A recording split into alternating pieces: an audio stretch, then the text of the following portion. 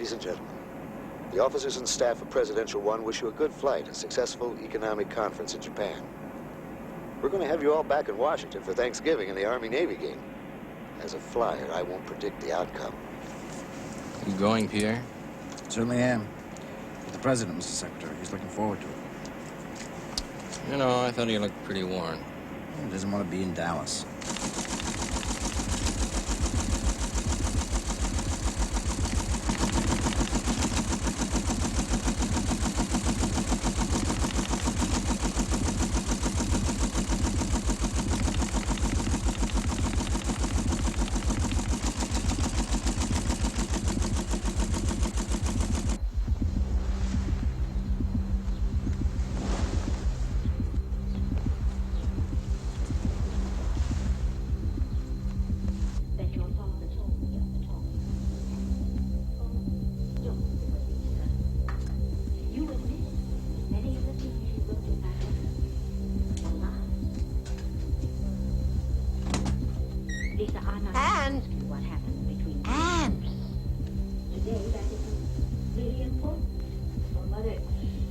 We'll return to as the world turns in just a moment.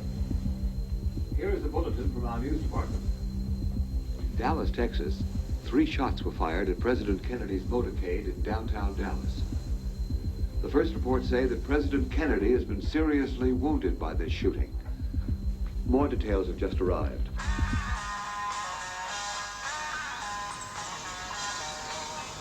You know, before Jack came in, there were only 35 organized crime convictions. Just 35. This year alone, we've had 288. That noise bother you? No. As long as it makes them work faster. Sir! Mr. Kennedy! The first reports say that President Kennedy is seriously wounded by this shooting. More details. Who's Mr. J. Edgar Hoover? How long does he want? Yeah? Bob Kennedy. For an urgent news flash from Dallas, Texas. President Kennedy was hit by assassin's bullets at 12:30 p.m. Central Standard Time. The bullets were fired from a warehouse just off the motorcade route. Governor John B. Connolly was also seriously wounded. Caroline's staying with the Posens tonight. It's her first night away from home. Come on.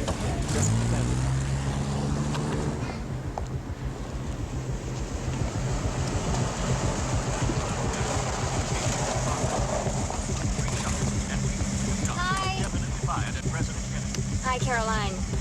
Hello. Hi, girls. No, Caroline, please. Not at the moment.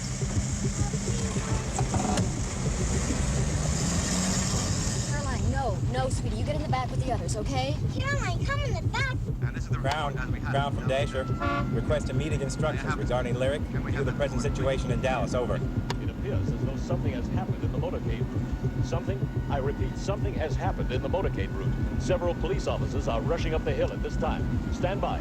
Just a moment, please. Crown from Dasher. Request immediate instructions concerning previous inquiry. Lines tied up. Stand by. We can't see who's been hit. We understand Governor and Mrs. Connolly. Something is wrong. Something is terribly wrong here. Turn off. What do we do? No one knows right now how serious it is. Okay, keep going.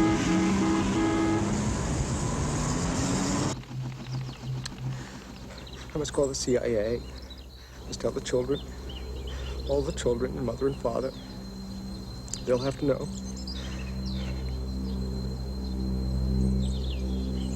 Call McNamara, get a plane.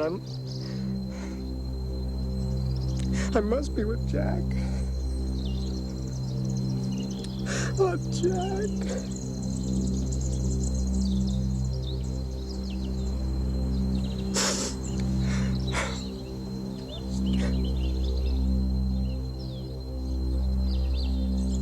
There has been so much hate. Let's go. Come on, Diane. All right, run inside now. Maybe we can have some ice cream later. The President's been shot for sure. I don't know if it's a plot coup or what.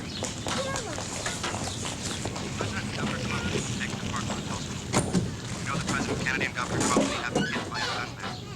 More than one shot was heard. I'm taking her. Why? Come on, Caroline, we have to go home. Are you sure? We have to go. Here's your bag. See you later, Mrs. Dawson. sorry we have to go so fast, Miss Shaw. I'll tell you all about it later. We have a problem. I know. What do you know? Also in the motorcade, I heard. Mrs. Kennedy, Vice President Johnson, and Mrs. Johnson. We have to go back to Anchorage. Situation to Wayside. The president is dead. Repeat, the president is dead. He is dead.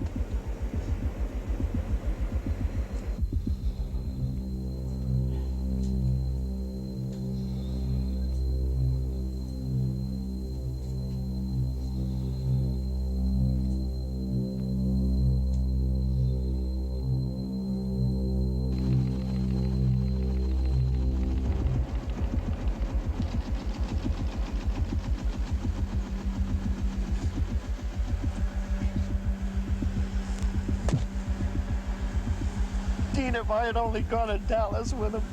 Me too. He only went there to stop party feuding anyway. Good God, what a shame. I know. It's all so pointless.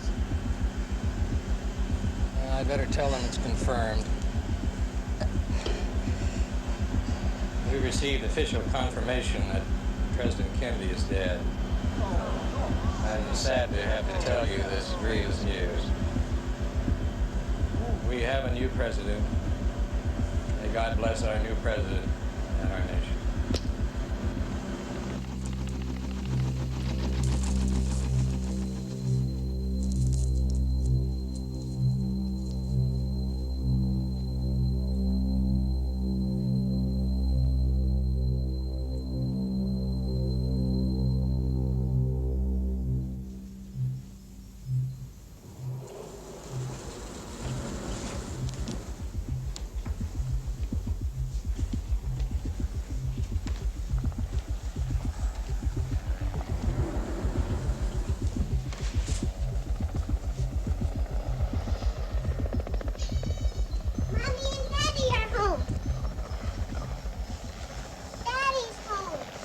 Daddy will be back later. Daddy's home. For 43 years, whether I was in London, Washington, the South Pacific, or elsewhere, this has been my home. And God willing, wherever I serve, it will always remain my home. It was here my grandparents were born. It is here I hope my grandchildren will be born. I speak from neither false provincial pride nor artful political flattery. For what Pericles said of the Athenians has long been true of the Commonwealth of Massachusetts. We do not imitate, but we are a model to others. Richard Milhouse Nixon has triumphed in important questions of GOP loyalty, and he has spared Kennedy across the Rocky Mountains. Vice President Nixon has not lost the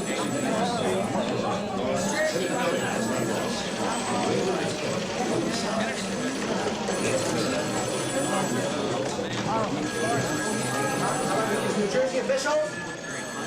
New Jersey!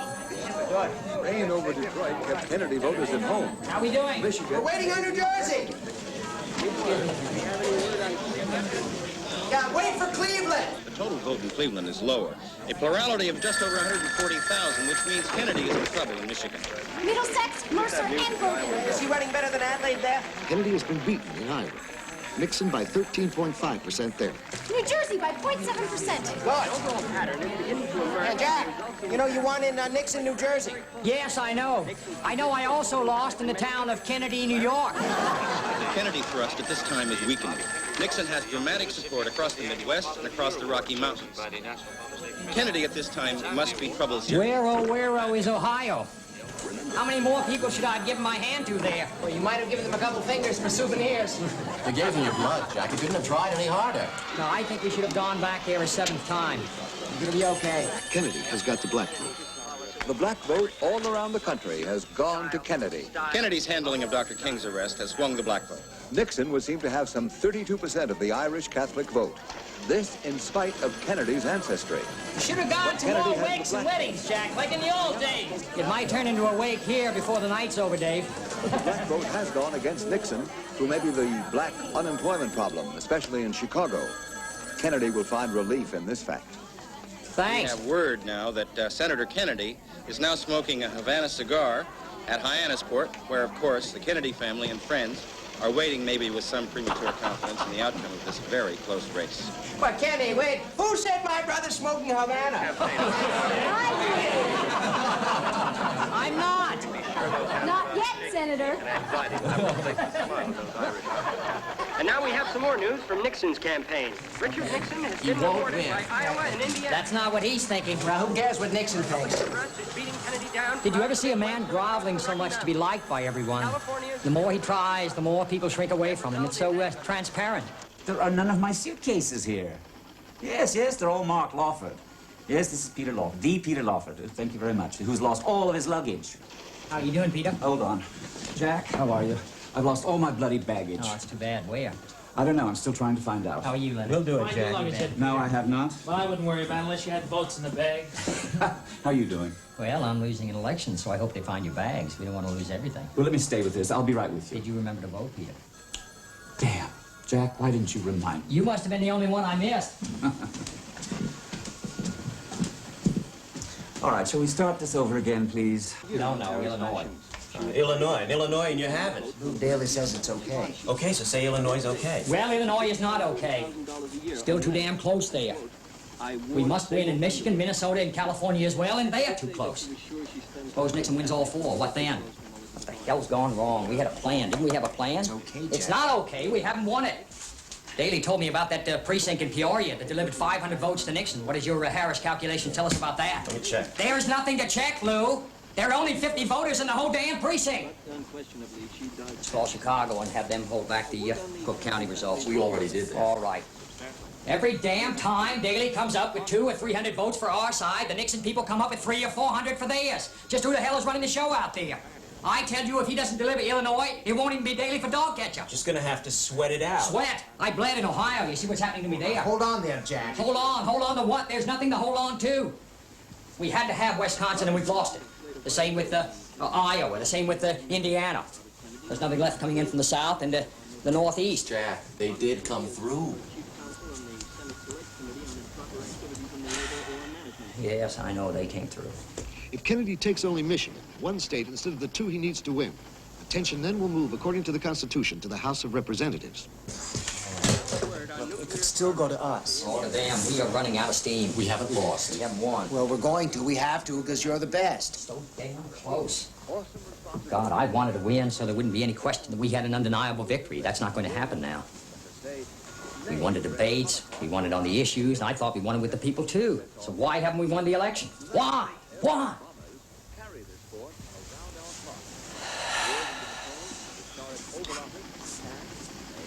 I'm sorry, gentlemen. You know, of course, I don't mean any of this personally. I'm going back to my house. I'll be back later. Thank you. Richard Milhous Nixon has earned his place in history, and he is a man of destiny. Oh. Almost 80% of editorial support backed Mr. Nixon. Kennedy's Catholicism went a long way to remove trust in him. Stories have it that the Kennedy clan has purchased large quantities of scrapped cars for melting down to provide a rosary for the Statue of Liberty to be renamed Our Lady of Hyannisport. That's in very bad taste. It's total blasphemy. Must be benefiting from the religious issue. Religious? These people are Richard bigots. Dick Nixon, born on January 9th, 1913, making him a Capricorn, has risen from a poor background. Former swimming pool janitor, former ice cream salesman, congressman, senator, vice president, is heading towards a sweep. We can be in no doubt. Nixon is a substantial leader, and he's going far. What is this man talking about? Who says it's a sweep? The country must be mad. Look at that face. That nose. He's out of the bogs. The pretensions of this man revolt me. Now I'm going to waste any more of my time hating a fellow American. Certainly not a bum like that. I may have sold booze, but who ever heard of a president selling homemade ice cream? You can't hold that against him. I mean, would you buy ice cream from a guy who looks like Nixon?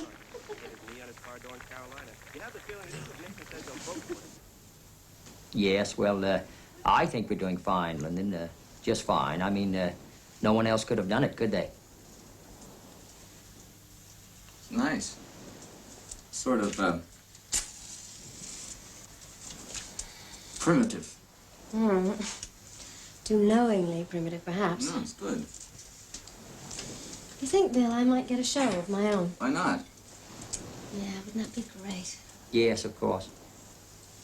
All right, then I will. You too, Lyndon. Thank you. Bye-bye. So what does your pal Lyndon have to say? He said, I hear that you are losing in Ohio, but don't worry about anything because we are winning in Pennsylvania. You got some nerve, huh? Come and see this masterpiece.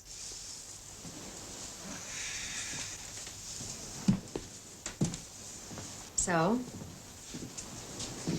you like it, Jack? Yeah. Only yeah. Well, Bill's the artist, not me. Don't you think Johnson's incredible? No, I don't. He needs congratulations like some people need love. He does. What about me? Oh, you're fine. Lyndon is a lot simpler. I mean, if there's nobody around to congratulate him, he'll congratulate himself. Oh, the man's a Texan. Yeah. That's right. Anyway, he's not the only one who campaigned, is he? Yeah, you're winning on your own. I hope you're right. See you later. It's a great painting, Jackie. Really great. Makes you think. He doesn't win. It'll be the whole family that loses. And you too. Well, no, not as much as the sisters. You know, they are not only alike, they look alike. Poor old Hubert Humphrey said he was fighting lots and lots of Jacks. Every time Ted or Eunice stood up in a stocking cap and a raccoon coat, everybody thought he is Jack. Strong family blood. Yes, I guess that's what it is. Anyway, thank God for the baby. I mean, I wasn't going to stand around coffee clutches and hot dog roasts all the time. Still, maybe I didn't do enough. What are you talking about? Everybody remembers Kenosha. Bill, now don't start. All I did was I walked into a supermarket, took up the manager's mic, and spoke to the customers. Attention shoppers, would you all please move to the produce Now, that is not what I department? said. What I said was, let me tell you about my husband. Now, he was in the Navy, you know, and in Congress, heroics and all that. And then I said, he cares very deeply about this country, so please vote for John F. Kennedy. Do you know most of the time, you can't tell what state you're in. They all seem the same, except West Virginia. Oh, that hurt. I saw kids with pregnant mothers on doorsteps, no teeth, bad food, rotting houses. I never knew there was so much poverty in this country. I don't think you want to underrate your contribution to Jack. It's good having an old friend around at a time like this. Anyway, if he wins, he's promised me a holiday. I don't campaign unless I get a holiday. And some clothes, lots of clothes. White House? Here's Salinger calling. Give me the president's press secretary, please. You got a message from us. Are you sure? Hold on. Mr. Haggerty. Yes, please. Jim, it's Pierre. What's this about a congratulatory telegram from Eisenhower? I think we've done it. Has Nixon conceded? That's a funny sort of mistake, Jim. Does anyone have news of Nixon conceding? Not yet! California, Illinois, Michigan, Minnesota. If Kennedy wins just 2 of these states, Nixon loses. Nixon's gonna lose. Humphrey told me this funny story about a woman has 2 sons. One goes to sea, the other becomes vice president. And neither one is ever heard of again. All right, let's get on to Michigan. Right, and Southern California. Jesse, I'm right. I want more precise figures. I'm afraid Los Angeles is going to them. Let's have the figures.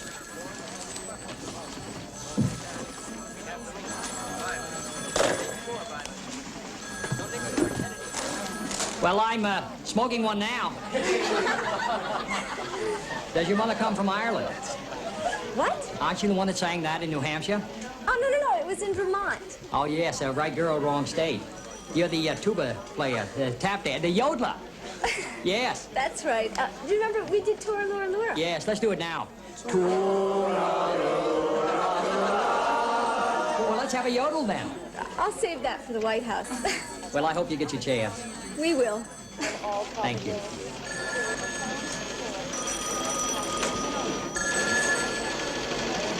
A question mark dangles tantalizingly over the religion issue.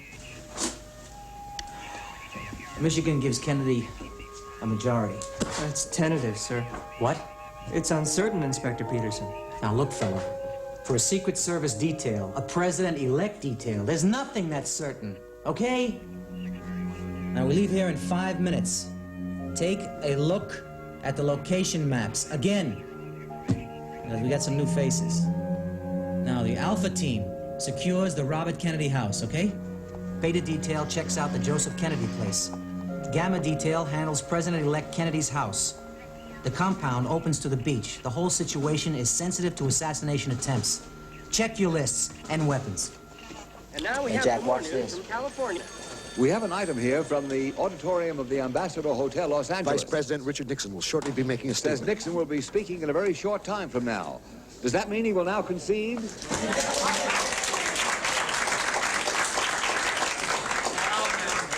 He won't concede. The absentee ballots in California will give it to him there. He can go to sleep believing he's blown it, wake up tomorrow president. The same thing happened to Wilson in 1916. Well, I wish he'd concede. I wouldn't if I were he, would you? No, I wouldn't. No, neither would I. Not yet. I'm gonna get some milk. Excuse me. Come on, Nixon, get off it. Get off it. Nixon has Henry Cabot Lodge as running mate. Nixon's alone. On his own now. Must be agony. And the teeth in the jaws of people defeat inflict pain. They're closing in over Dick Nixon's ambition. They're closing in on his past, his present, his future, as now we wait imminent announcement. This is a lonely moment for Richard Nixon. Richard Nixon is approaching the platform. His aides, many of them, are in tears. I see Pat Nixon. She, too, is weeping at this time. I want to say that one of the great features of America is that we have political contests, that they are very hard fought, as this one is hard fought, and once the decision is made, we unite behind the man who is elected. I want all of you to know.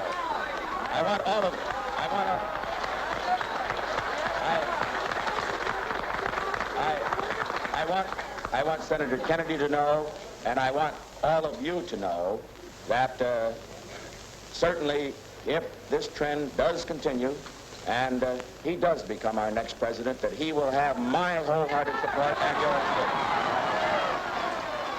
Celebrating, Jack? There was no milk. And no concession. Jack, the press at the Armory, they'd like an appearance. You want me to make an appearance like Nixon just did? You heard what they said about his wife? No thanks, Pierre. I don't want any part of that. Yeah, but the press know that the Secret Service are crawling all over the place. They must know something we don't. Now, I'll make an appearance when I know we've won. I think you won, Jack. It's a great day for the Irish. Thanks, Dave. What would you be if you weren't Irish? I'd be ashamed. Think that I have a statement. Use Dave. Nixon gave the West what they asked for. Well, we should do the same for the East. No, Pierre, when I'm ready. And now, I just want to say thank you to each and every one of you. Thanks very much. I think now you should all go home, get some sleep. That's what I'm going to do. And let's hope that tomorrow brings what we all want. Thanks again, and good night.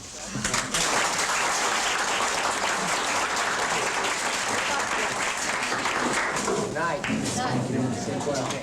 Thanks very much. Night. Thanks. All right, don't go away. Thank you. Ted. Well, I'm the one that needs to sleep. Somebody has to stay up, Bobby. Yeah, well, Nixon won't. He hasn't slept more than 4 hours in the last 48. Did he tell you that? Well, yes. Every time he falls asleep, he calls me. What are you going to do now? Well, I don't know. I'll stay here, shoot the breeze with Ted, see what happens. Now,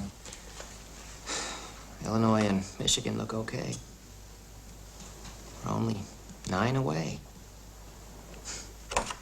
I don't know, Jack. I think we won. So do I. Thanks, Bobby. Thanks. Night. Night, John.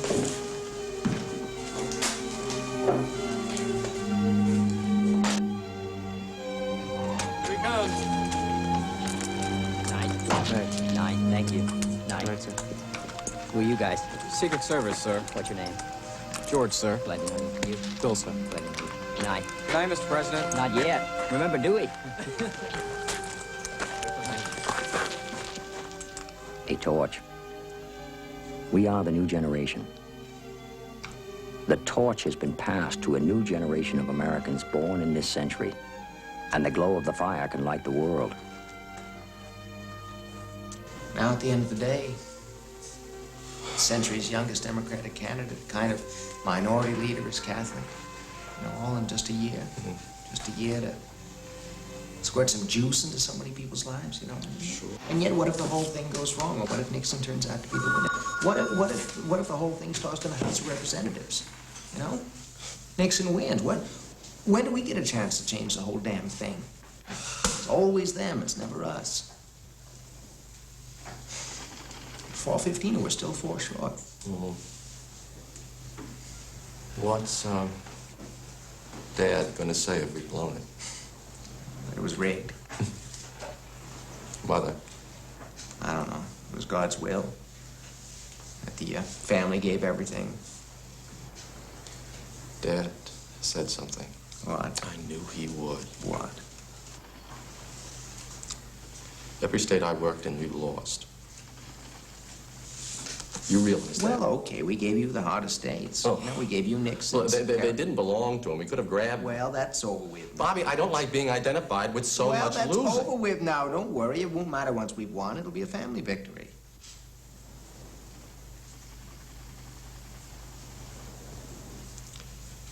Right?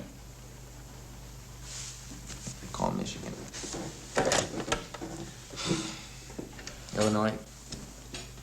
Dad doesn't forget. Well, he does not forgive. Well, he'll do both once we've won. Why won't they answer? Michigan. You're just sing Sweet Adeline on key the next time you're campaigning, right? Hi, Bob Kennedy here. How we doing? Hi, Ted Kennedy here. How we doing? Couldn't sleep. I can't stay awake. You'll be first lady in the morning. Won't be anyone in the morning. Will be public property. Thanks.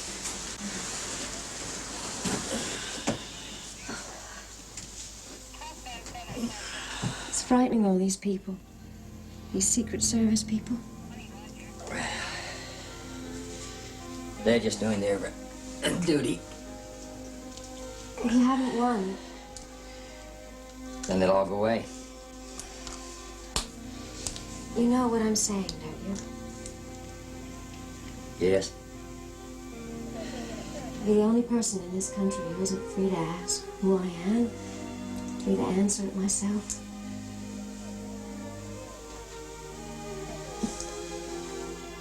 I have a rendezvous with death when spring brings back blue days and fair. It may be he shall take my hand and lead me into his dark land and close my eyes and quench my breath. It may be I shall pass him still. I have a rendezvous with death on some scarred slope of battered hill when spring comes round again this year and the first meadow flowers appear.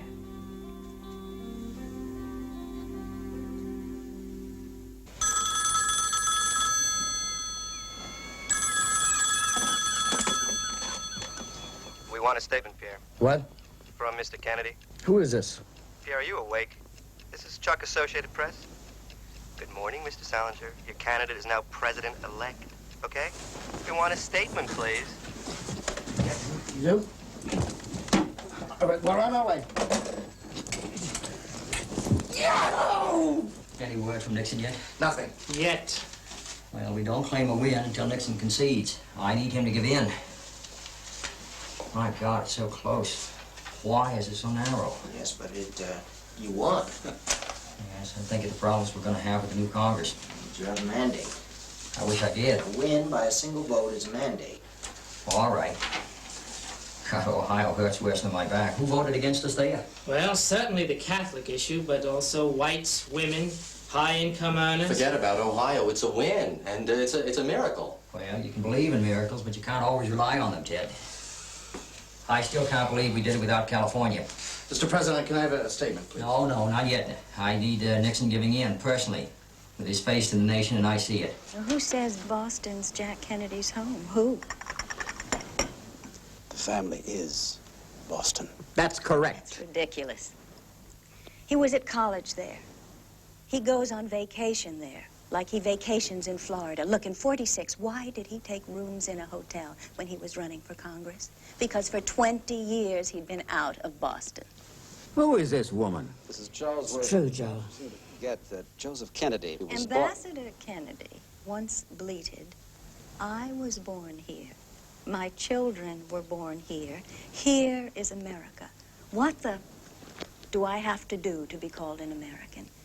You see, he wants one thing and the other. If being Irish brings votes, Kennedys are Irish. But that's why he doesn't wear a hat, because he doesn't want to look like an Irish Paul. They've got the best president they've had in 100 years. Charlesworth. Still, she complains. Nothing changes. You know, she's saying we're shanty-Irish. It's the White House he's going to, not the outhouse. I'm gonna find out that woman's name, and I'll have her hide. That's what we're talking about. Who has 72 short days to form an administration, around 80 top-level appointments, White House staff. Is this okay? Yeah. Likely disasters, recession, Still no concession from Mr. Vietnam, Nixon. Laos. Well, we know all this. Let's have a closer look at the new First Lady. That's fine, just fine. This is what you really want. You know it is. Didn't you realize it all along? Yeah, and that one day I'd be First Lady. I always knew that. But Jack, you have to understand, I'm not Ethel or Eunice or Pat. I'm not a rah-rah girl. I can't shout to get heard amongst them. I married you, I didn't marry them. Now, I am not Ethel. I don't tell a woman that because she has size 10 feet, she has clodhoppers. You could play football with those, kiddo. Now, that is what she said. Don't take it to heart. It's hard not to sometimes. I have to tell someone. Yeah. Promise you'll tell me. I'm not the politician. You can leave that to me as well. Seems to me like everyone has decided that already. Well, not quite everyone, but they will. Come on. Herb Klein, Mr. Nixon's press secretary.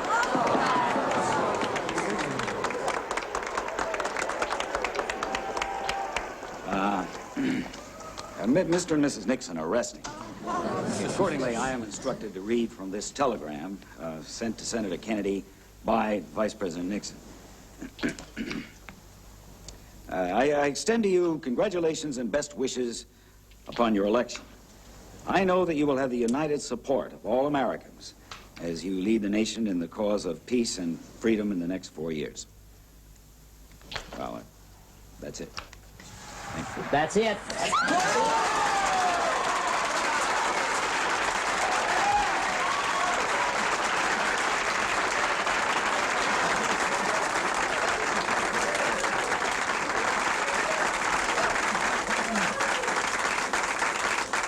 You think he could appear himself?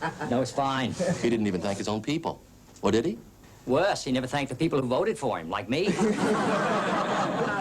Why hasn't he shown his face yet? Well, he's going out the way he came in. No class. Hey!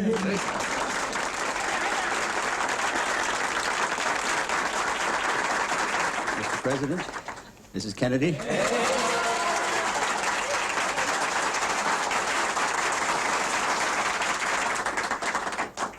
You here, our loyal, devoted, and greatly loved family and friends, you are all Kennedys. Rose and I now share our son with the nation. I'm proud of you, Jack. From now on, I'll be about, but in the background. But I want to tell you, to confess that I am proud of you today, and I pray forgiveness for it. I'm proud of you all who share our name, Kennedy.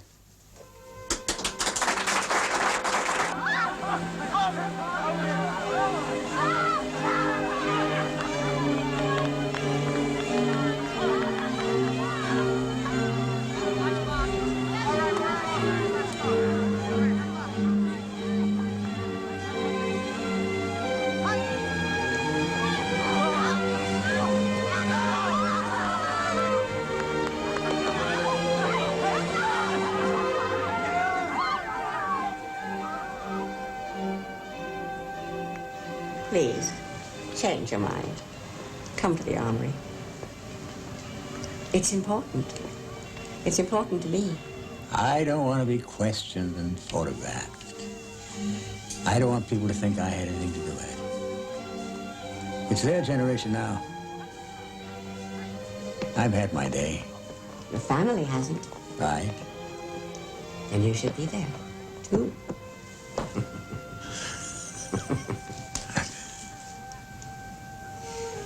Everyone will be wondering why you're not with Jack when he first appears as president-elect. That's right. They'll know it was nothing to do with me. I still think you should be there. Now, Rose, don't get on me, please.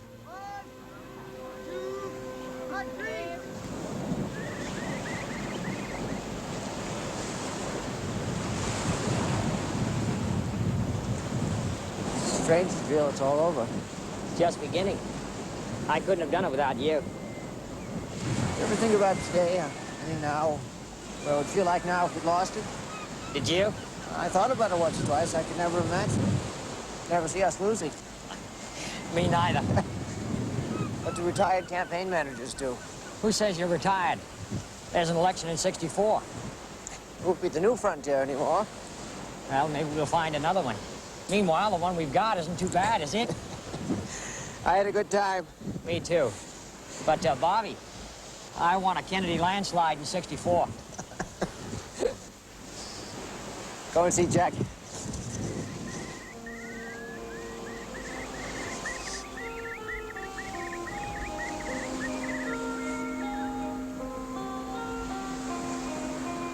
Aren't you cold? I'm fine.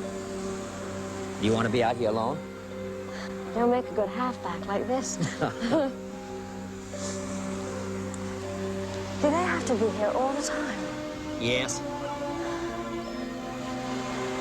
Along with millions of others, I'm afraid. Don't worry, you get used to it. Jack, I've taken everything all through the campaign, all the criticism, my hair, my voice, my clothes. Now, I'm not public property. I never will be. The kids won't be safe, you won't be safe. We're walled in. Well, it comes with the job. Honey, what about me? Well, I have a life of my own. I'll stand by you, sure, but if I fail, then you understand. You won't fail. Kennedys don't fail. Oh, yeah. You'll be the best first lady ever. I know it. The whole world will know it. Is that Bobby? I wonder what's eating him. Oh, he's just beside himself. Ethel found him alone this morning, praying and weeping. I never saw so happy a kid. Here, read this.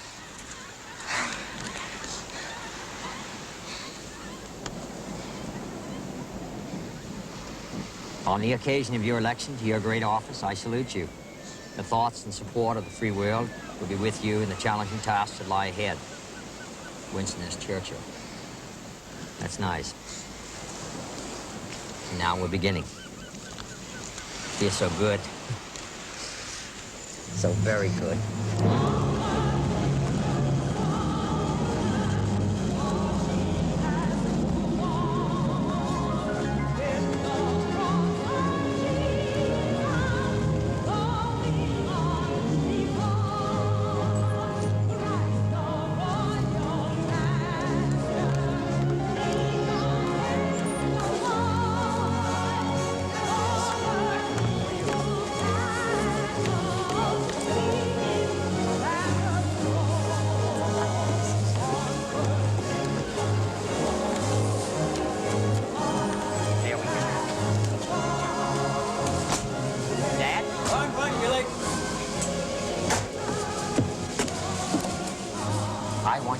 Too. I want you to be with us. Now, come on. You'll be the only member of the family not there with me. I want you there. Come on now. And don't worry, you won't have to make any more impromptu remarks.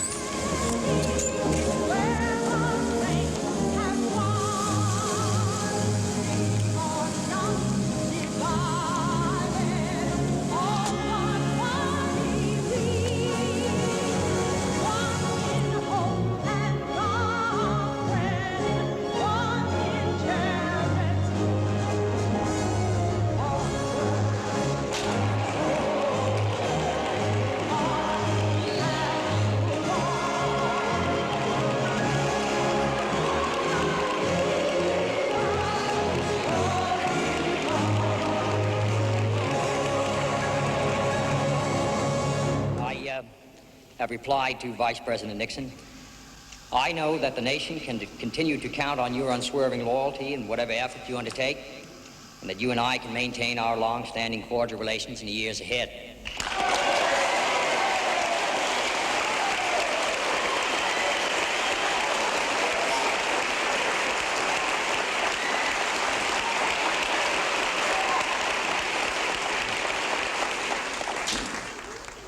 I particularly want to thank all those who worked so long and so very hard in the campaign on our behalf, and all those who were so generous in their support of me in the election yesterday.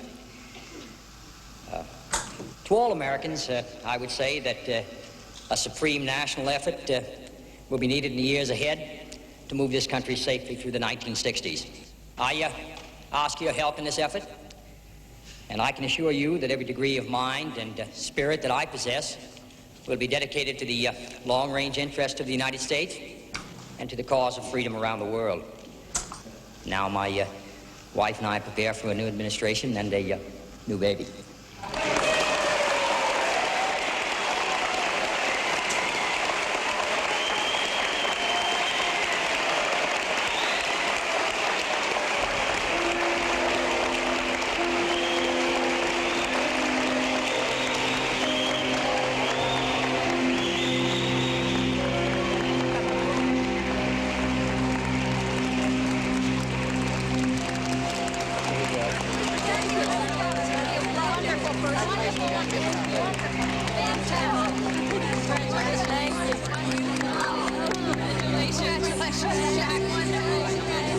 Mrs. Kennedy, how did you feel about awaiting the returns? Excited. Were you up all night, Mrs. Kennedy?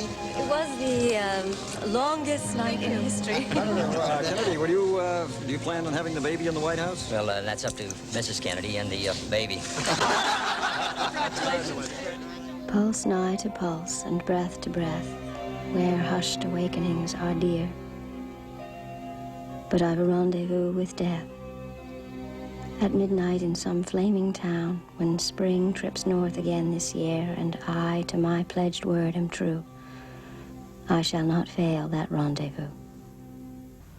Joseph Kennedy. I know about this man, who in some truly great society would be disqualified from being the father of the president. Let me tell you, the Kennedy father sold short Paramount Picture stock and vast quantities of stocks of many other kinds. He depressed the market. He destroyed the spirit of America for his own personal gains. Made bum movies. Received medical permits to import scotch from England before repeal. I know about all this. You don't have to write it down, boy. I already have written it down. The Kennedy weakness is sex. In 1942, I had a visit from the father and a Danish woman. The woman was in connection at high level with the Nazis. She was also married. Kennedy asks for a memorandum to the effect that this woman is no sort of Nazi agent. I said like hell. Didn't seem to matter that she was married. She was beautiful, sexually. She was potentially likely to pass across naval intelligence. Sexual relations took place with this married lady. After that, Kennedy's father came to see me again. I placed with Roosevelt, he made out to establish my directorate on even firmer foundations. I want you to understand, boys, the methods, my intentions. I said to the father, good. Then I put him under surveillance with the son and the married lady. She was called Inga Arvad. Inga Binga was the sex name. Kennedy, naked with her across the bed, called her Inga Binga. Meanwhile, the father pursues this Arvad lady also. It's all here. Since then, of course, listings on hookers, married women of all kinds, classes, types. No black women. White. And this is the man we now have as president.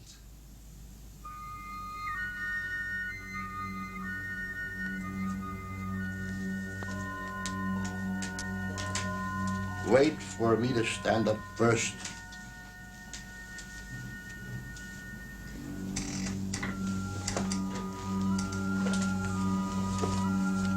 And stand.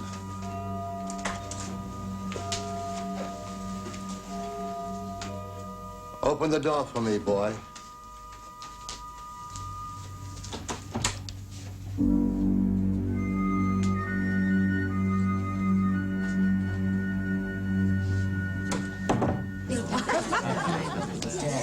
No, I tell you what it is. I like it. What's that, Ambassador? Boston society can no longer ignore Kennedy's style. It's our class now. Jack's. That's what I'm saying, the same thing. Style, dignity, success. Class, Daddy. I already said that. You didn't. Well, I didn't have to. Sheer class. Remember what I always used to say? What do I remember? If Bill and Kiki had lived... What was that, Ambassador? I would be the father of the Duchess of Devon. Devonshire. It's the same thing. You know who the Duchess is? Lady in waiting to Her Majesty the Queen. Now, isn't that a hell of a thing? And not many Americans, especially from East Boston, can say they visited with the King and Queen at Windsor Castle. And an Irish Catholic, too. Right. The only aristocracy left in America is political. Well, not in England. That's monarchy. You don't vote for a king. Being president isn't bad. I think it's better. So here we have an aristocratic president bringing in the best minds, youngest, most vigorous, most stylish men in the land.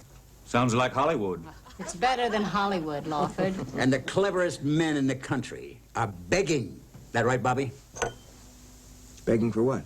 Begging to give their right arms to work for Jack Kennedy.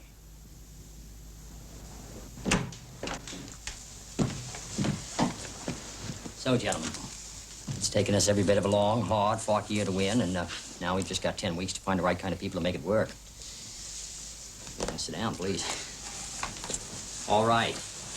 I need a press secretary. Are you busy the next 4 years, Pierre? I hope I'll be with you for the next 8, sir. Thank you, Mr. President. Thank you. Appointment secretary, Kenny? Mr. President, yes, sir. Very good. Assistant appointment secretary, Dave? With pleasure, Mr. President. Thank you, Dave. Special counsel to the President, Ted? I'm honored, Mr. President. Thank you, sir. Thank you. Now, I have appointed Sergeant Shriver in charge of recruitment, but I want your recommendations on the following: Secretaries of State, Defense, Justice, and Treasury. Now, right now, all I know is what I don't want. I don't want any characters who are too emotional or too serious, you know, excessively serious. And I don't want anyone who talks too much. We've got enough of those in this room. And no one dull. Yes. I want a completely new look. Not just change, but sweeping change. And not only Democrats. I want Republicans and conservatives as well. And not only people who want the job, but people who can do the job and who will do the job and who will do it quickly and with style. Well, Sarge has just reminded me that Bob McNamara has just been made president of the Ford Motor Company. Maybe we can get him for Treasury or Defense. All right, let's have a look at him. All right, now, I'm going to need FBI reports on character, background, and loyalty. And I also want you to think about the possibility of Douglas Dillon for Secretary of Treasury. And also, let's see if we can't find a place for Abel Harriman as well. No, I understand he's losing his hearing. He's deaf in one ear. Is that right? Yeah. Oh, we can find him a hearing aid. Yes. This is interesting, Mr. President. This is Reston's article here where he says that every president this past century has had double letters in his name. William McKinley, Woodrow Wilson, Coolidge, Hoover, Roosevelt, Harry Truman, and Kennedy. How about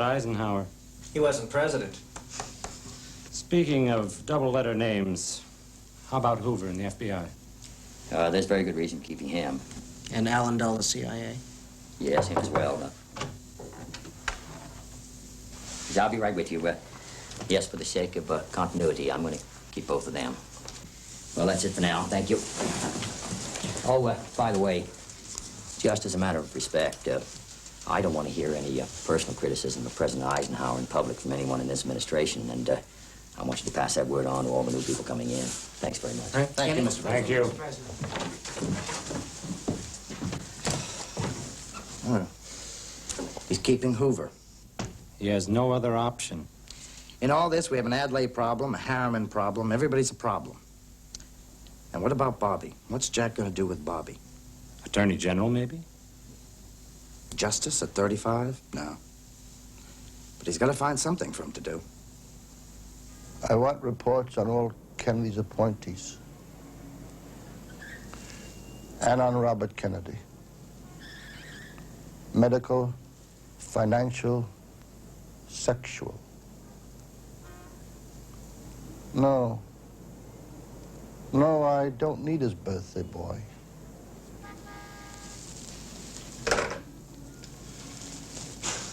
Born 1 year after I became director.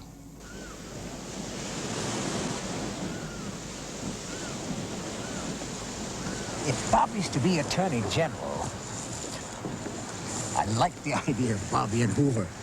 Hoover won't. What he won't like is not being able to put Bobby in his pocket.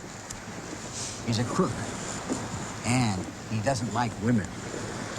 Our women. He doesn't want anyone to even touch a woman. And women don't like him. You gotta be careful, Jack.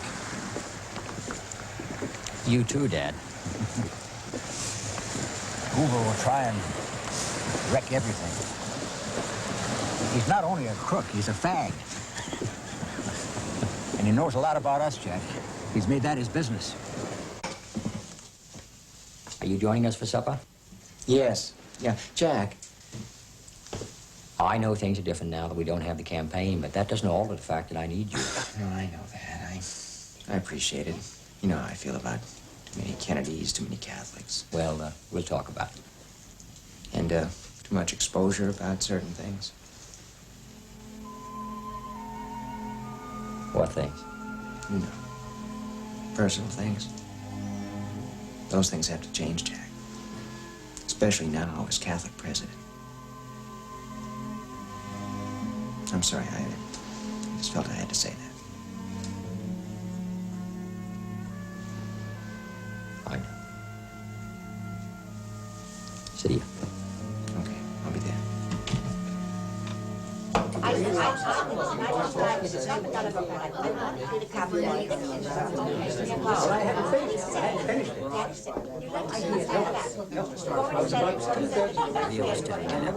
For class held a mock election, and I got beat by... You can only control Hoover if you have Bobby in the White House with you. I agree. No, I'm not going to work in the White House. I'm not going to sit opposite you asking, so what do I do next? Well, I was counting on you doing that for me. I'm serious, Jack. We need our own areas of responsibility the way it was in the campaign. Now, that's the fact of it. You'd make a very good Attorney General. No. Yes, yes.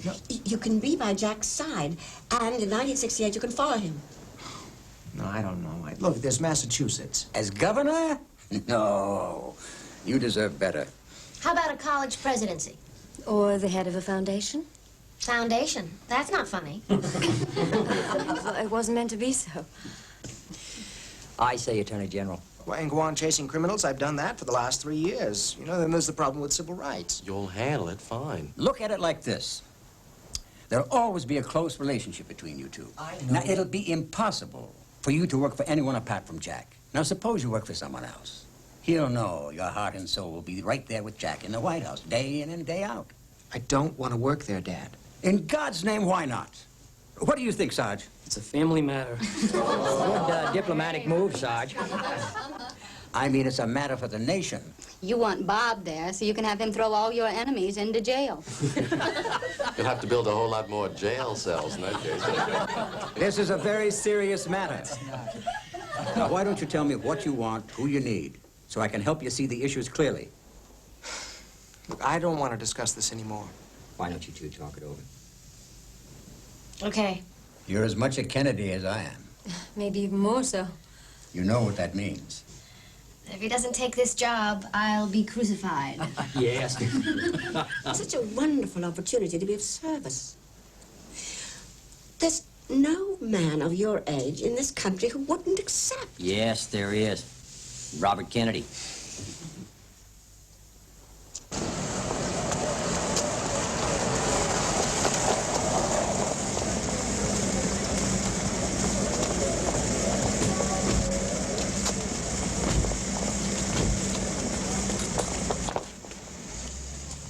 Yeah, okay, she'll be right down. Come on, you're very late. They want me to go in front of those harpies from the press looking like a janitor's wife, do You can't keep them waiting much longer. Tell them I'm out. I will. Yes. Oh, hi. Who is it? It's for me. Tell them you're out. I'm out. Goodbye. All set? I guess so. How do I look? You're fine. Let's go. Jack, you never even looked at me. Jackie, I'm looking. You're fine. Well, I don't feel like I look fine. I don't like being photographed and I'm pregnant. A lot of people are interested in you because you are pregnant. Well, I know that, but I don't belong to them. Nobody's saying you do. Well, everybody treats me as if I do. And this house is surrounded by people day and night. They never go away. I mean, how do they think I feel? I guess they don't think about it too much. Well, maybe they ought to, about me and the children. But I have a right to privacy, just like anyone else. I won't be kept prisoner in my own house. What about the hat? You wear it. Won't the burden of very large-scale White House entertaining be a terrible strain to so young a First Lady? Oh, yeah? Why don't you make speeches? Because my husband is better at it than I am. Mrs. Kennedy, you're incredibly confident for the daughter of a broken family.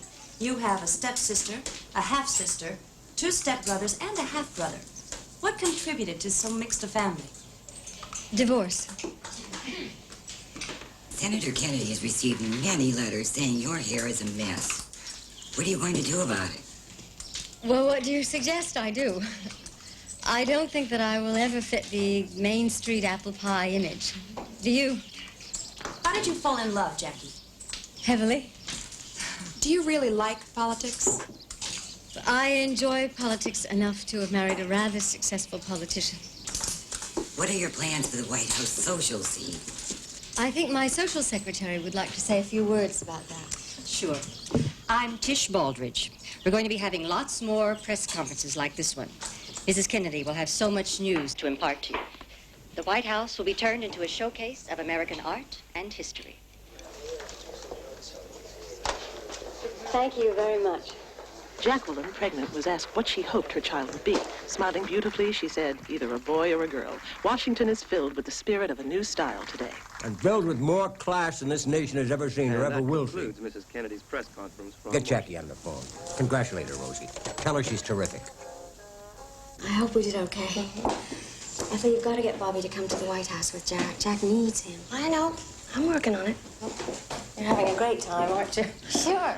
There's so much happening, so much excitement, a lot going on. Well, watch out for that. I mean, it may seem like fun, but it isn't. Look, Jack's always away. But it is fun. Yeah, I know, but there's another side to it. I have to make a home for him, or leave politics on the doorstep. No Kennedy could do that. Well, I've plans. You wait and see.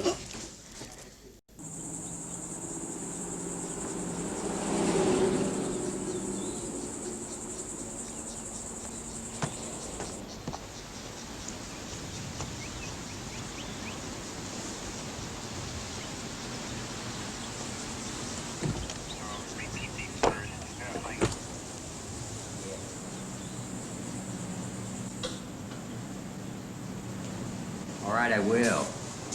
Thanks very much, Orville. I'm very pleased. Goodbye. You've got Orville Freeman for Secretary of Agriculture. Now all we have to do is find a postmaster and an attorney general. So far, so good. Yeah, so far, great. Does that mean you accept attorney general? Well, that's one you're not going to win. You know the definition of a loser? A Yale man. Behind the wheel of an Edsel. Or with a sticker on the bumper that reads Nixon. Am I moving around too much, Mrs. de Kooning? Yes. Well, I apologize, but it's their fault. Kenny, I noticed those Secret Servicemen out there in suits look overdressed and uncomfortable. What would you like them to wear? Well, ask them to dress for the beach and tell them to relax. I'll speak to them. Keep those very difficult for me to sit still for any length of time. I hope you forgive me. I understand. Maybe you should do Pierre. He never moves. Dulles and Bissell are here. Very well. Wonder what they want. And we'll find out soon enough. All right. I'll be in the study. All right, Bobby. Dave, would you tell him I'll be right there? Yes, sir. Do you mind if I have a look at myself? Not at all. It's amazing. It's just a start. Yeah. We seldom see ourselves as artists do. Alan, how are you? Thank you for letting us take up your time. Not at all. May I introduce Richard Bissell? Mr. Bissell, what has Yale got to tell Harvard? There's a matter we'd like to brief you on, sir. A secret matter. Excuse me, gentlemen. Thank you, Dave. Sit down, gentlemen. Now, I have not asked President Eisenhower's permission to visit you. And that's a matter between you and President Eisenhower. Well, I would appreciate it if... If I wouldn't say anything? Alan, I've reappointed you director of the CIA. What you tell me is my business, no one else's. Appreciate that, sir. Be brief. We'd like you to know about an important intelligence initiative. Cuba. Go on. You have to make an inaugural memorable, phrase by phrase, like Lincoln's Gettysburg. Spare, sparse. That's good, Lieutenant. Taking the campaign phrases we dreamed up. It's time, in short, for a new generation of Americans. Or the televised address from Washington, September 20th. We do not campaign stressing what our country is going to do for us as a people. We stress what we can do for the country, all of us. That's good, Arthur. Don't ask what the nation can do for you. Ask what you can do for the nation. Now, use country, not nation. And introduce my fellow Americans. You're telling me we can establish a beachhead in Cuba, and with what you call a surgical operation, we can neutralize Castro effectively, decisively, with no U.S. military involvement? That's right, sir. But this will involve anti-Castro Cuban forces already inside Cuba, is that correct? Yes, sir. How far have you progressed with this plan? President Eisenhower approved it and the training of anti-Castro forces. Where? Beyond our shores. Where? You know, I must know everything. Guatemala. How many men are involved? An entirely adequate force. And how much is all this costing? President Eisenhower authorized a training expenditure. How much? $13 million.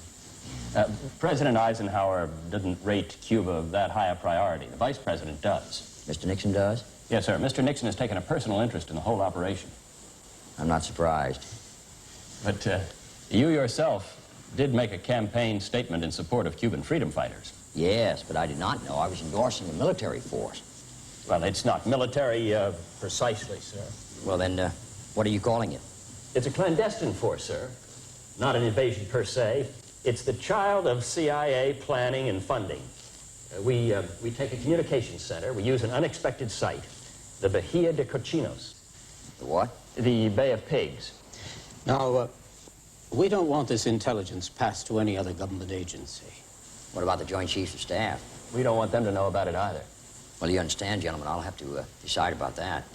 Now, tell me what it is you're asking for. Your authorization to continue this into the next administration. Complete control. With you both being personally in charge. Yes, sir.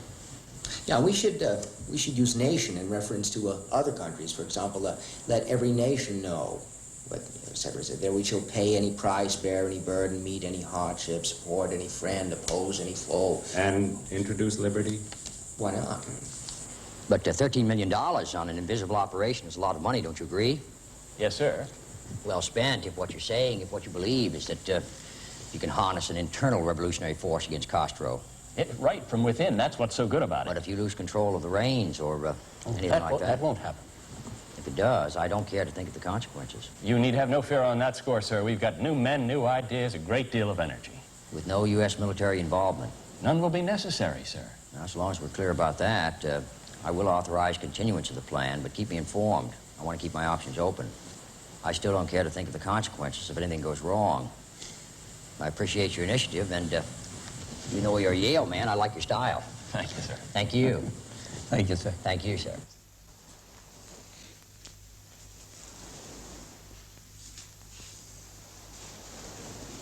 Look at me, Bobby.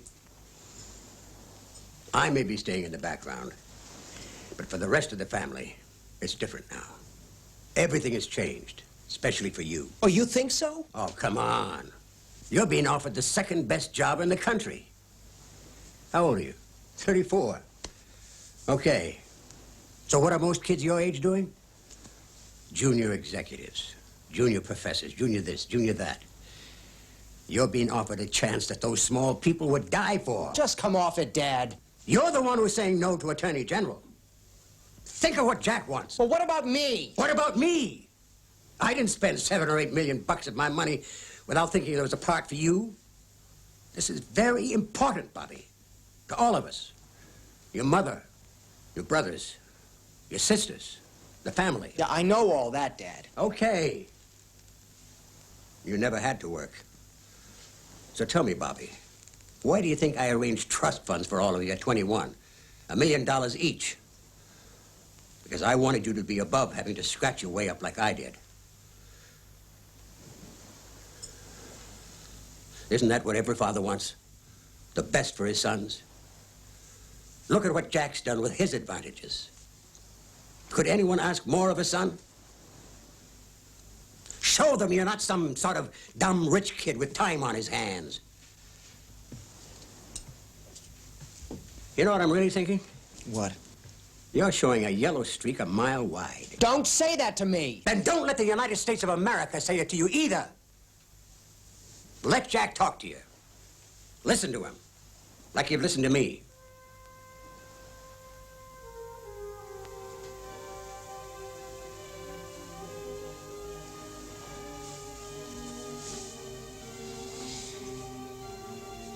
Okay.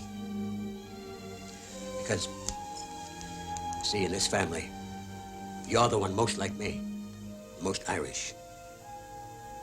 You know the value of family, of family loyalty. You can't buy that. It's the gift of God. Go on. Do your duty.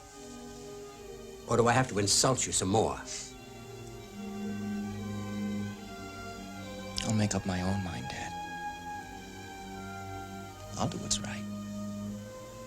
For me and for Jack.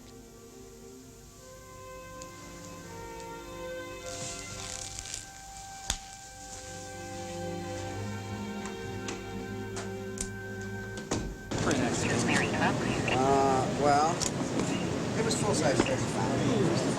I used to print up a little squarer. We're off to a great start with a lot of bright young guys. Are there going to be any women in the new frontier? Sure, there'll be some. What about Negroes? I want the whole show to look like it's being run by a bunch of rich Ivy League guys. What's the matter, Jackie? Why are you so unhappy? I'd be a lot happier if you knew why. If you would just stop for just a minute and think why it might be that I'm unhappy. You could try and understand.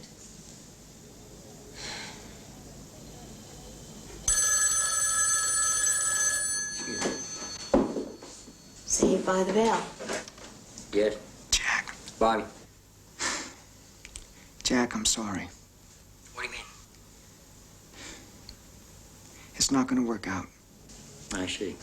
Well, I'm sorry, too, but let's not talk about it now. Come by and see me in the morning, will you? Okay.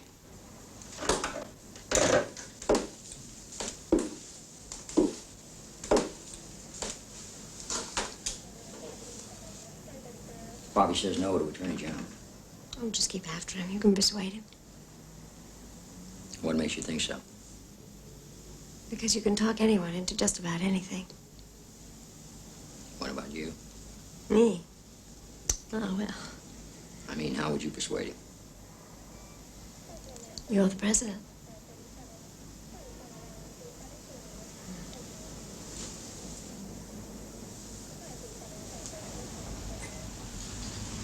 We fought all the way together. I wouldn't have won it without you, and now, when I need you the most, you're backing off. That's not the brother I know. Bob McNamara's coming with us. Why? Because he believes in us. Can't you feel the electricity around here? Jack, you know where I stand.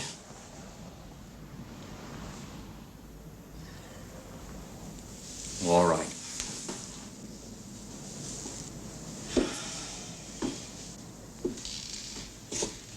I'm going to be even and direct with you, Bobby.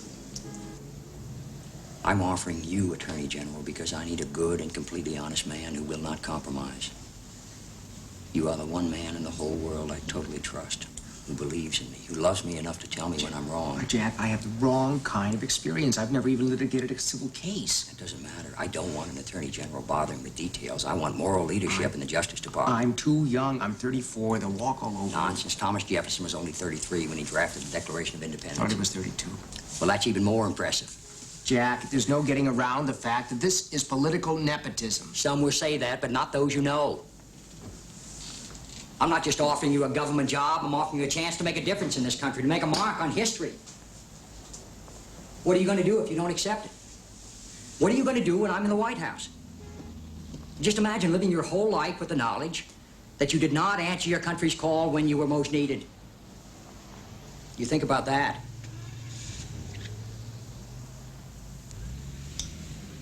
And let us not forget J. Edgar Hoover. Bobby, you're the only one I know who can look that man straight in the eye.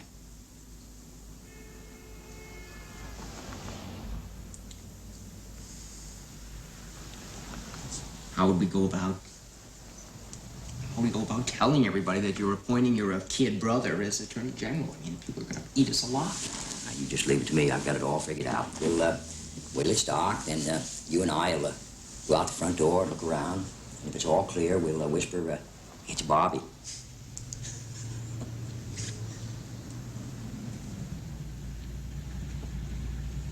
You accept?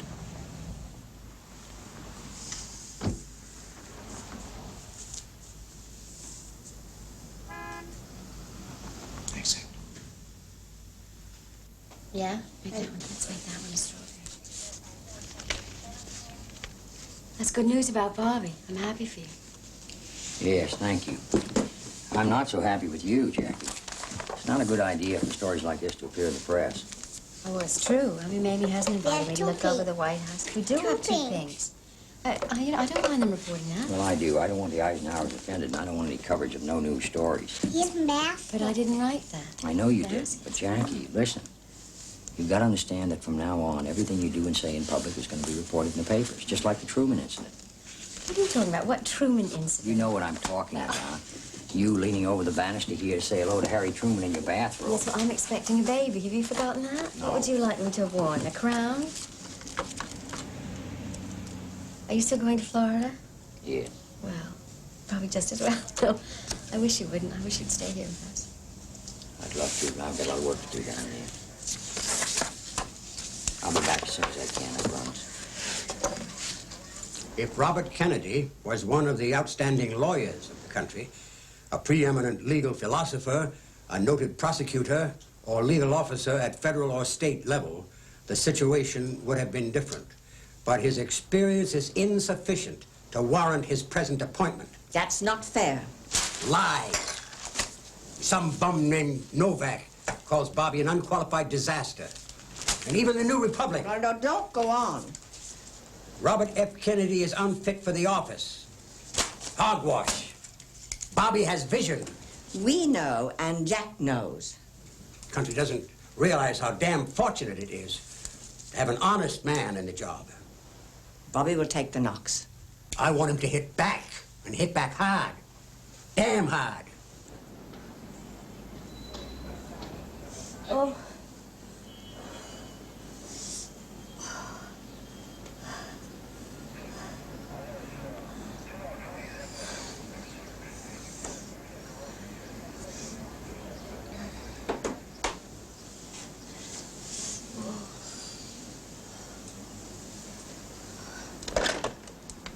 Hello? Hello? Could you get me the doctor now? This full-scale emergency medical team suggests Jackie's baby is on the way. Of course, it may be that the child has already arrived.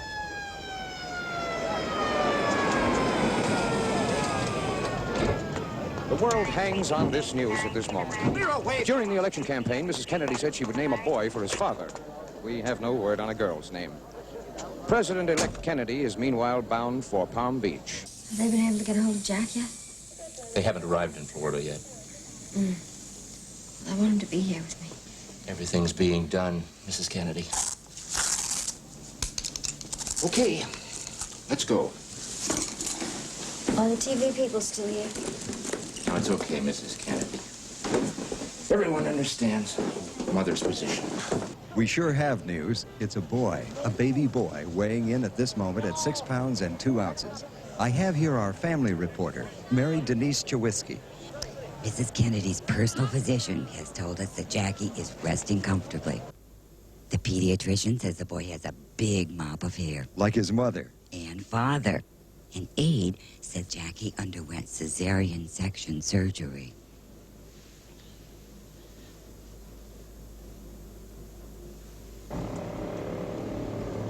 Let's go, Don. Move it. Yes, sir.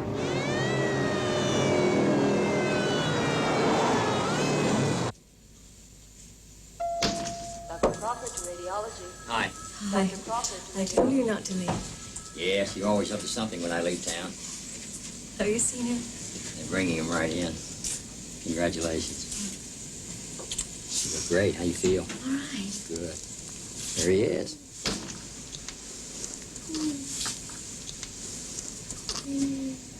Isn't he perfect? Yes, he's beautiful. He's got your hair. You think? Yeah. As soon as you're strong enough, we'll all go to Palm Beach together. Yes, I'd like that. Do you want to hold him? Sure. Go, Dwight. I got There him. you go. Got it. There you go. Hello. What do you got to say for yourself? Looks like a Democrat to me.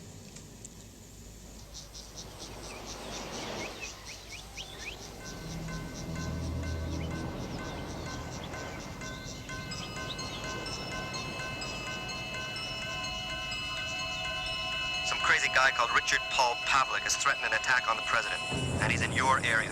You have to bring him in. He has issued threats. Who says he's issued threats? New Hampshire, but he's in the Palm Beach area. You've got to bring him in. For God's sake.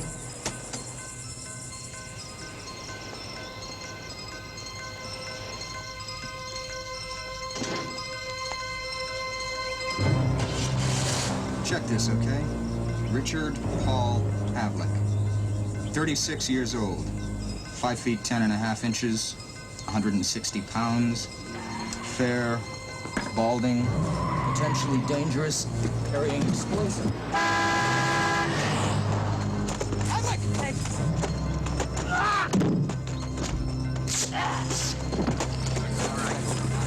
Get back! You stay back! Pavlik? I'm not Pavlik. Please! They bought it! They bought the White House! How in the name of God can a thing like this happen? We're surrounded day and night by the Secret Service, and still some lunatic, wired with dynamite, can get close enough to blow us all to kingdom come. That was too close for comfort. I mean, right here in Palm Beach. He said his quarrels with you, not with Jackie Carolina. I don't want anyone thinking they have a quarrel with any one of us. Secret Service is looking at everything. Yes, well, they had better. God, 11 sticks of dynamite. The hell kind of a country is this? We haven't even got started yet.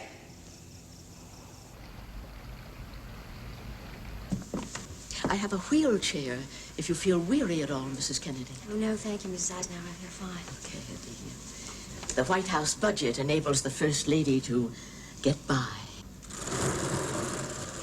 Oh, yes. It could do with a lick of paint here and there, but it's really very homey. You'll grow to love it. Children especially, they love the Easter egg rolling.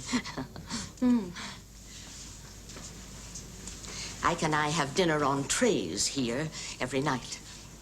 Ike loves TV. You like TV? I don't get to see it that often. The food comes up from the kitchen. Yes, from down below. But there is a steam kitchen upstairs, and I've been known to heat things up, you know. By yourself? Oh, sure.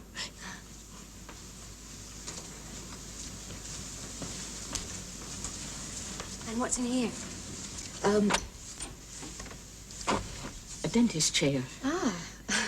If you have any trouble with your teeth, you can have a dentist come over from Walter Reed. Well, I hope you'll like living in Gettysburg. Well, thank you very much. I guess we'll miss our old home. I can see why.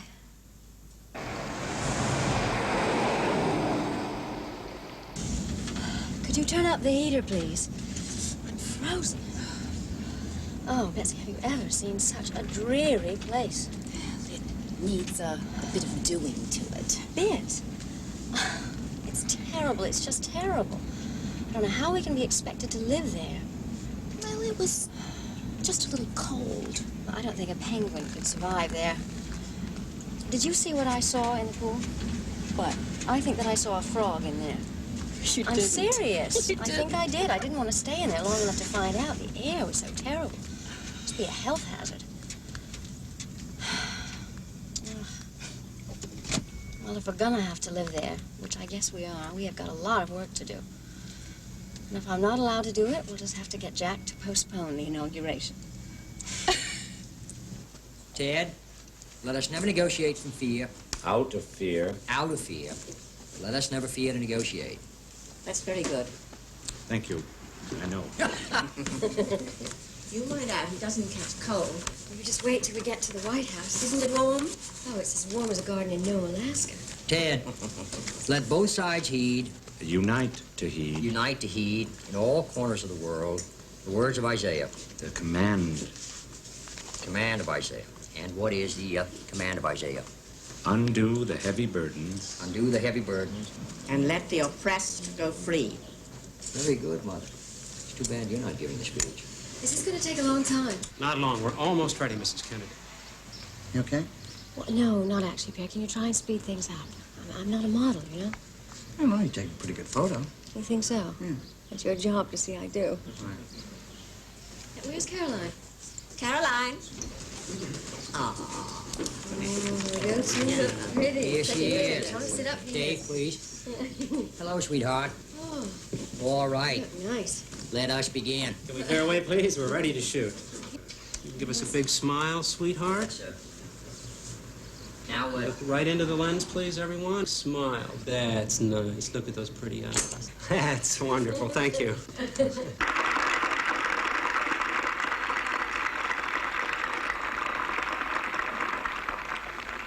You, John Fitzgerald Kennedy, do solemnly swear I, John Fitzgerald Kennedy, do solemnly swear that you will faithfully execute the office of President of the United States that I will faithfully execute the office of President of the United States and will, to the best of your ability, and will, to the best of my ability, preserve, protect, and defend the Constitution of the United States. preserve, protect, and defend the Constitution of the United States. So help you God. So help me God. Congratulations.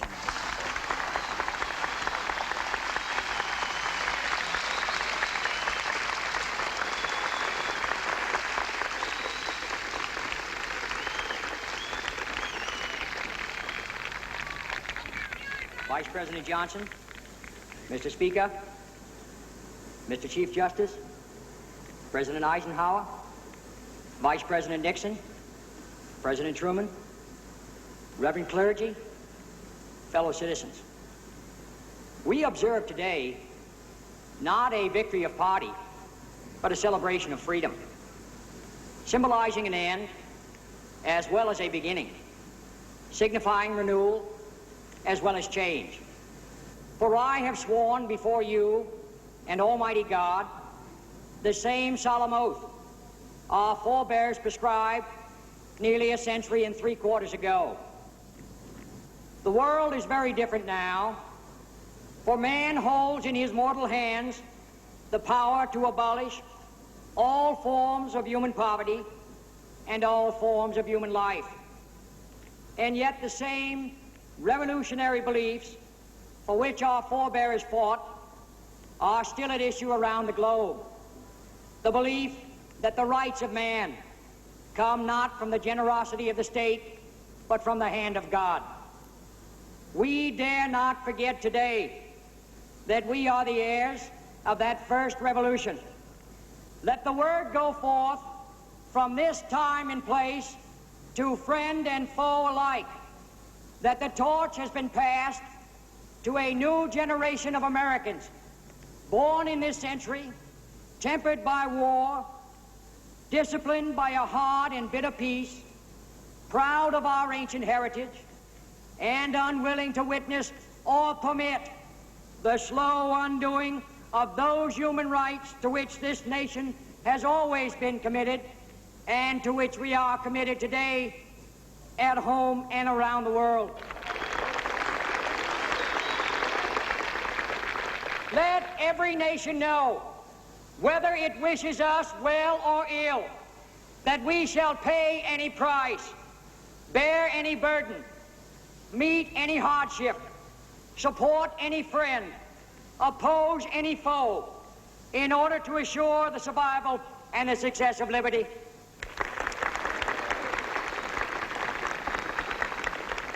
This much we pledge and more. To those people in the huts and villages across half the globe, struggling to break the bonds of mass misery, we pledge our best efforts to help them help themselves for whatever period is required, not because the communists are doing it, not because we seek their votes, but because it is right. If a free society cannot help the many who are poor, it cannot save the few who are rich.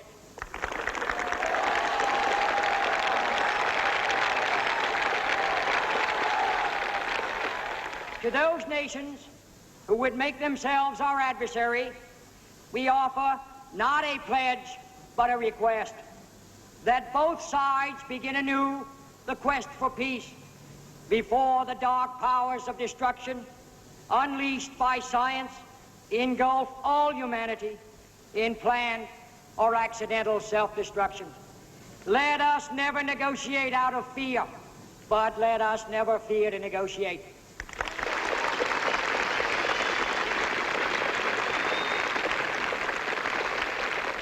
Let both sides explore what problems unite us, instead of laboring those problems which divide us. Let both sides seek to invoke the wonders of science instead of its terrors. Together, let us explore the stars, conquer the deserts, eradicate disease, tap the ocean depths, and encourage the arts and commerce. Let both sides unite to heed in all corners of the world the command of Isaiah to undo the heavy burden and let the oppressed go free.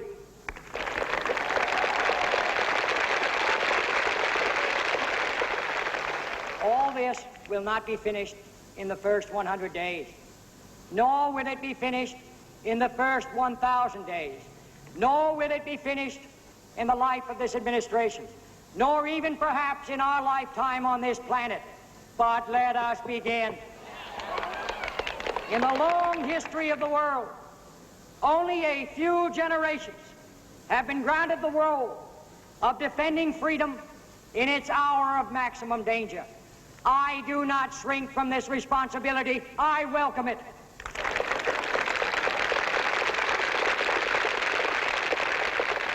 I do not believe that any of us would exchange places with any other people or any other generation.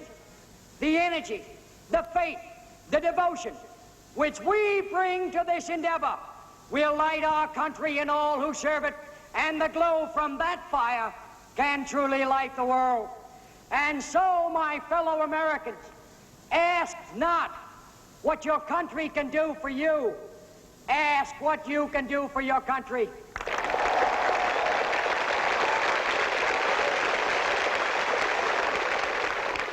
My fellow citizens of the world, ask not what America can do for you, but what together we can do for the freedom of mankind.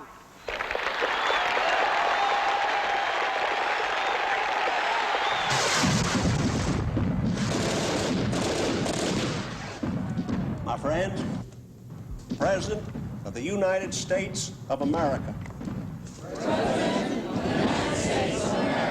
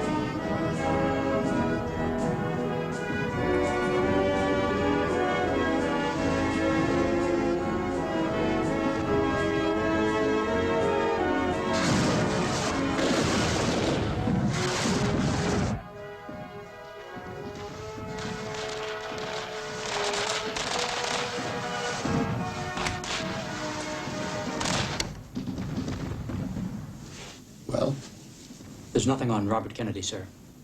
Yet. Keep digging. We have hard facts on Kennedy's father, Kennedy's son. Now you go out and make the record on the brother, because men of that kind have women. There aren't any, sir. Then look at the wife. They have a whole lot of children, sir. I am not interested in children. I am interested in sex, in activities of disrespect to this nation. The Guard, the Bureau. Do I make myself clear?